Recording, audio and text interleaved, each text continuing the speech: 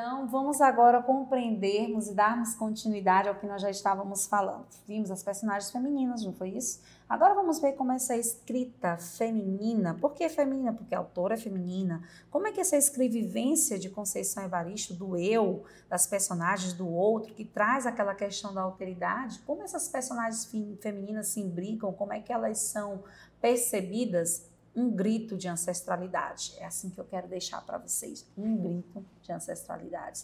Agora eu quero, aluno, que você preste atenção, que nós vamos começar uma abordagem mais de análise da obra, de leitura.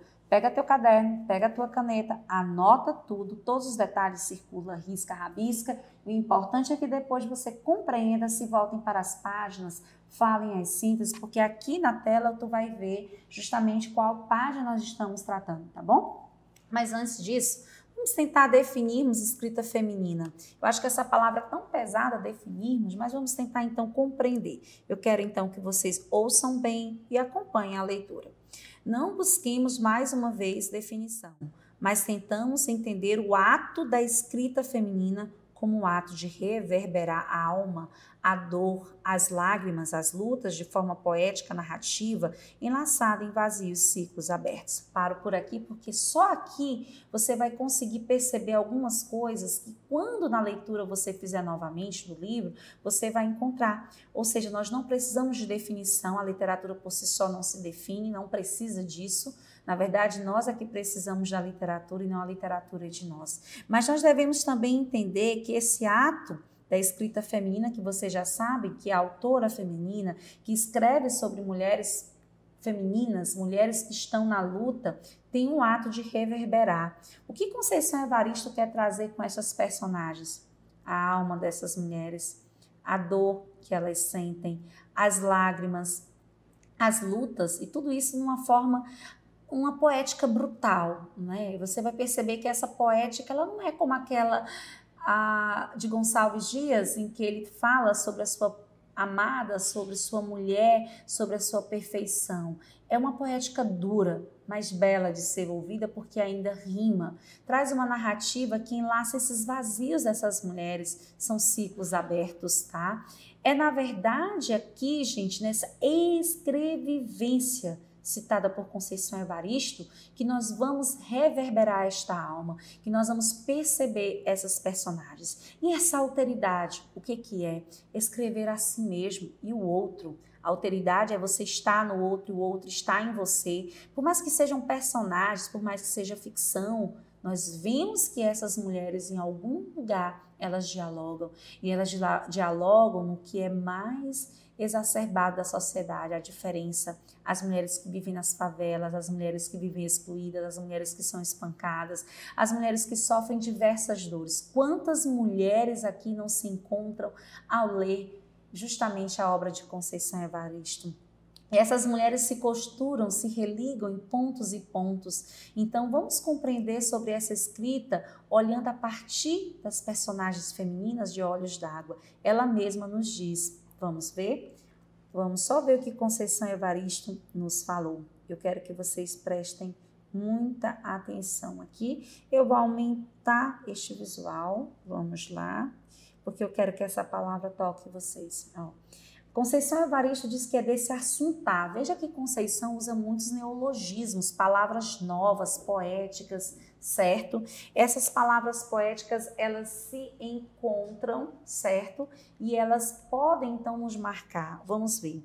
É desse assuntar a vida que foi ensinado por elas, por quem? Pela mãe, pela tia. Ficou essa, como ela diz aqui, minha mania, certo? Mas mania de quê? Deixa eu só passar. Mania de alma. Deixa eu só voltar aqui para melhorar. Vou voltar.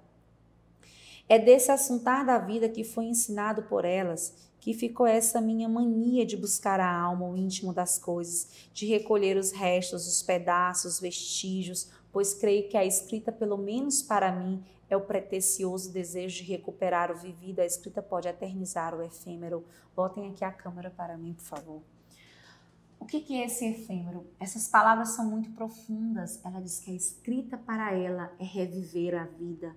É reviver talvez as coisas que ela pensa que ela viveu de fato, mas o que importa? as vidas negras lá estão, certo? As vidas negras lá estão. E uma outra coisa que a gente pode perceber e que ela nos coloca aqui é para eternizar o efêmero. O que é o efêmero, professora? O efêmero é aquilo que passa, é aquilo que não consegue se resgatar assim. E a escrita capta. Então, é o quê? A escrevivência. Vamos lá? Então, vamos voltar aqui para a nossa câmera e vamos perceber. Vamos voltar para a nossa tela, por favor, tá? E aí a gente continua com a seguinte percepção que ela coloca aqui. Deixa eu só dizer aqui para vocês. Bom, ela diz o seguinte, aqui é mais um trecho da entrevista feita por Conceição Evaristo e eu quero que vocês percebam isso. Eu venho trabalhando com esse termo desde 1994, 95, quando eu faço a minha dissertação de mestrado. E aí eu começo a fazer um jogo entre olha só, observem isso e anotem. Ela diz que a escrevivência é o quê? Escrever, viver, escrever-se, ver, escrever-se, vendo, escrevendo-se, até chegar ao termo escrevivência. Entenderam o que é escrevivência agora? Mas o ponto de nascimento dessa ideia traz um fundamento histórico. Lembram de pós-modernidade?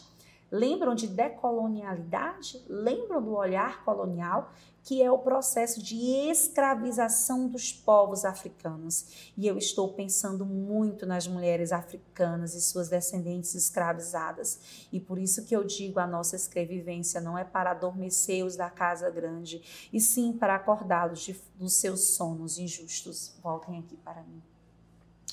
É tanta palavra profunda, é tanto texto profundo que eu me emociono. Porque você vê que ela quebra um estereótipo do olhar negro. Ela traz uma escrita que é a vida do negro, a dor, mas escrita poética, porque quando você vai para a ficção, isso aqui não é real, isso é ficção. Mas a ficção, ela parte de um contexto, ela parte de uma realidade. E como ela diz, eu estou preocupada com as mulheres negras escravizadas, porque até hoje essas mulheres são escravizadas e elas pagam um preço muito grande das descendências, das lutas, dos corpos, das vidas.